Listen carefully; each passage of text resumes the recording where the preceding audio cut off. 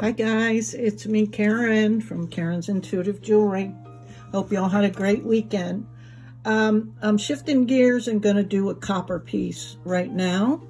And I am going to use just some copper sheet metal, this pretty copper bezel wire, and this composite stone made up of apatite and copper. And I'm going to do an open back so that we can see through the stone, since it's so pretty and see-through.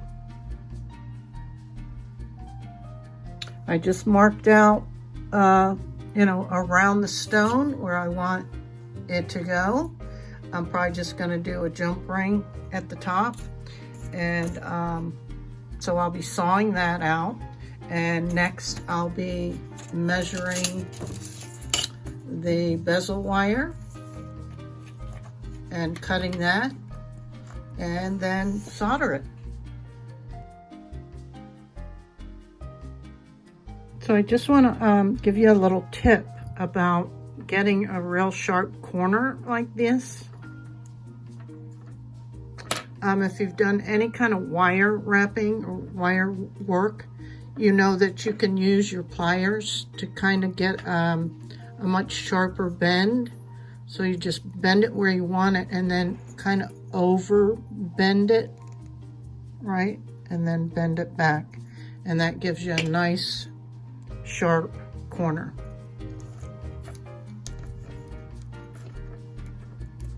And we sure have some sharp corners on this piece. I have 4 actually.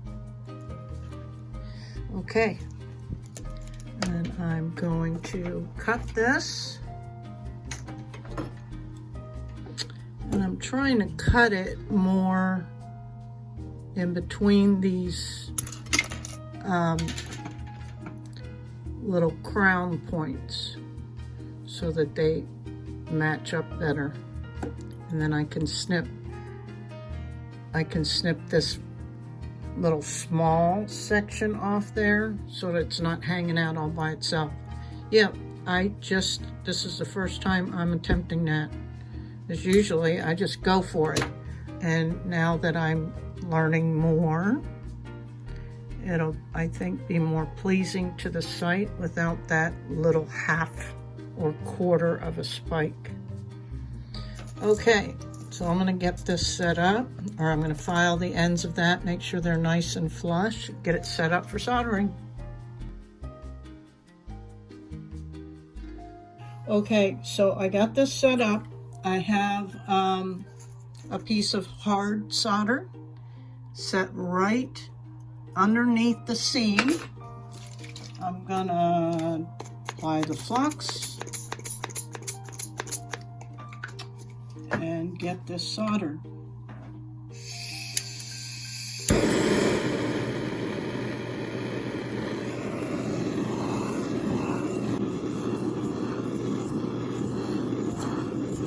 There, did you see it get sucked up in there? So cool. Okay, into the quenching pot.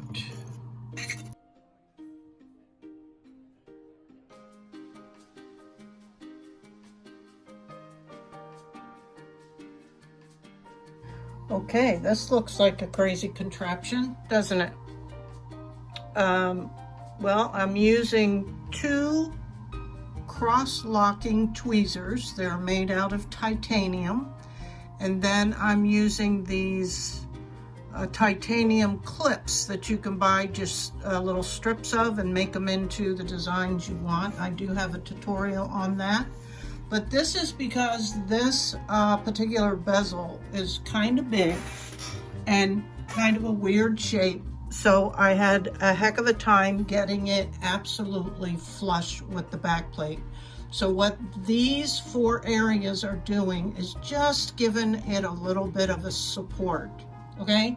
So I'm gonna go ahead and put the flux on and burn that off, and then strategically place several chips inside the bezel so that the chips are touching both surfaces of the bezel and the back plate at the same time. That's your best luck for getting the solder to flow where you want it to go. Okay, so I'll come back when I'm set up with the solder. Okay, here we go. You can watch for maybe that chip in the corner there to flow. It'll get real shiny first.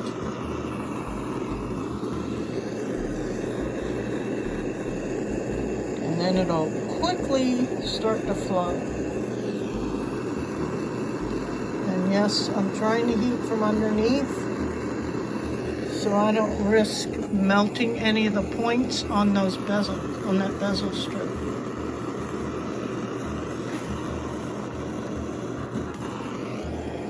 And I just refilled my torch.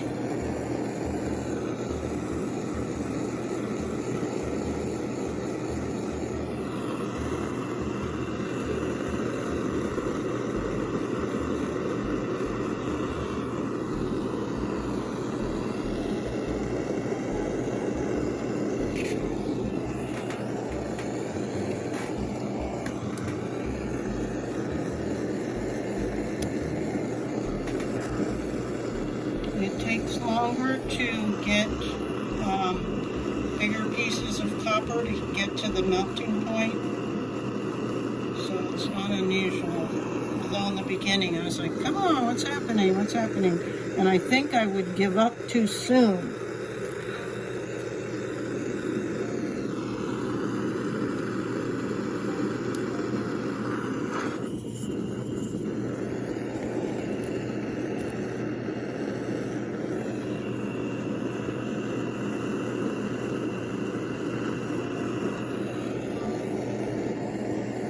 Like you would think it'd be melting by now.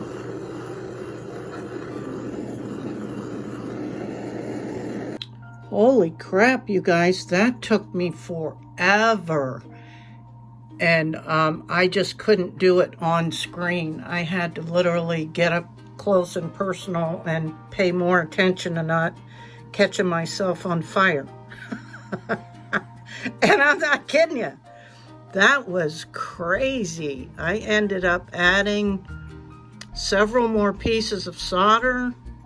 This one didn't even totally flow up here. And I'm not 100% sure it did, but at least that seam stayed closed. Wow. But you can see how fried that piece is. So even though this was a 26 gauge sheet metal, meaning very thin, right? It still took a while with a butane torch.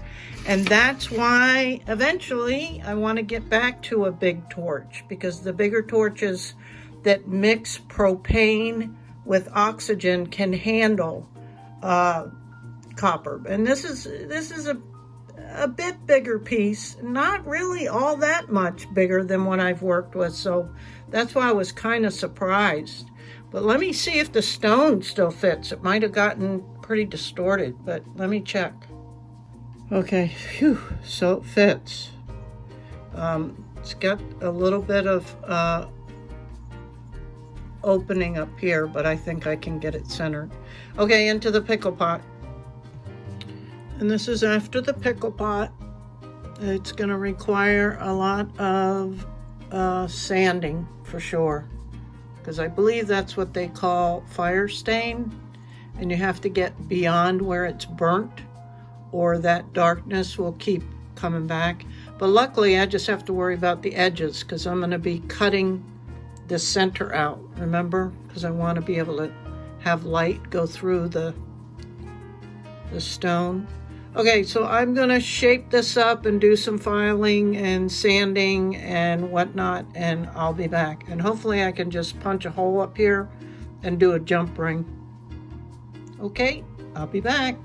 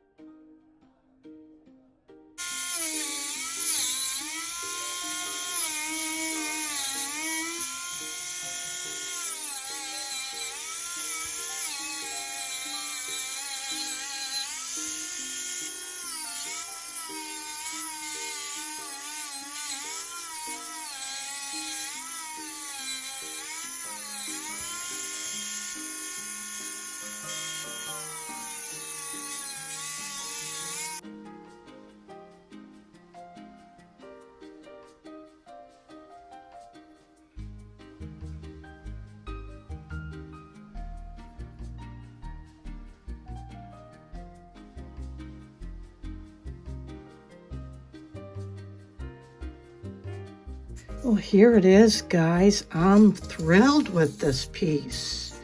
I added this, it was bugging me that there was that gap that I showed you earlier. And so I took this other piece of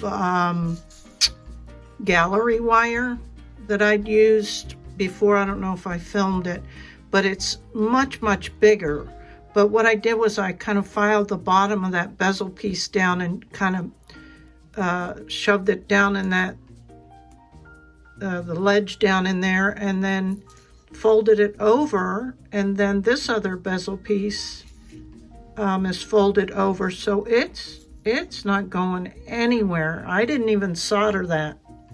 Like, I did not solder this to this. I just jammed it down in there. But isn't it cool looking with this chain, the ball chain? I love it. And you saw how see-through it was. So great. I'm really happy with this. Again, I hate to part with any of these. But I put them up for sale because if their rightful owner shows up, then it's time for them to move on. But in reality, they all stay with me for a while, and I wear them like crazy for sure. So this one will look really cool on. Anyway, this was just a short little video, and it was a little bit challenging with that bezel and this back plate, but I think it turned out great. Yeah, and I didn't put it in the tumbler, the bezel in the tumbler, because I wasn't sure, because it's so big. I didn't want to risk it all getting wonked out, you know, and because it was an open back. So if any of you guys are experienced silversmith people and can tell me it probably would have held up, I don't know, but I didn't want to risk it. But anyway, I hope you enjoyed this. I love it, love it, love it, love it. This is that Apatite and Copper Composite set in copper, even with a copper chain. Okay, guys, I appreciate you guys, and I'll talk to you soon. Bye. Oh, look, my polish matches too. I didn't do that on purpose, honestly. I'm just so in tune with my stones. It was just time for a turquoise, I thought. And I came in here and was like, oh, okay, I guess we match. Matchy, matchy. All right, sorry. I always try to say goodbye, and then I think of something else stupid to say. I appreciate you guys so much. Talk to you soon. Bye.